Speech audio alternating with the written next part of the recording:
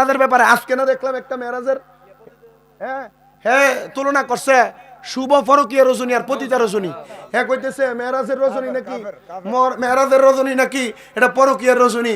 আমার নবী নাকি উম্মে হানির ঘরে পরকীয়াতে আসক্ত ছিল। নাউজুবিল্লাহ, জোরে কয় না কেন?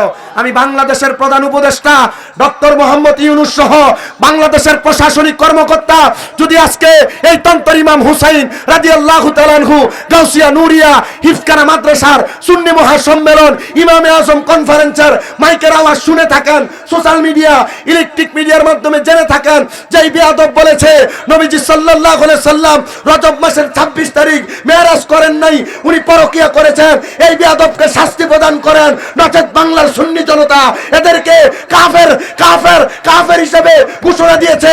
ডান হাত তুলে বলেন ঠিক না বেঠিক? মেরাজের মাস চলতেছে, আমার নবী তো মেরাজেই জান্নাত দেখা ফলাইছে।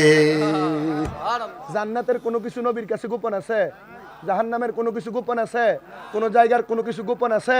আর আমরা কি সুন্দর মেরাজের রাতে নবীজি মেরাজ করছে, সশরীরে মেরাজ হইছে, এই কথা বলতে গেলে আমরা কি সুন্দর কইয়া দেয়। আরে বেটা, নবীর ঘুমন্ত অবস্থায় মেরাজ হইছে, যদি সশরীরে মেরাজ হইতো তাহলে নবীজি কি লাগা আমার নবীজি কেন বাইতুল মুকাদ্দাসের দরজা জানলা কয়টা কইতে পারলো না? আচ্ছা, আপনি আমার বাড়ি বেড়াইতে গেছেন, আপনি কি আমার বাড়ির দরজা জানলা কয়টা ঘন্টা লেগে গেছিলেন?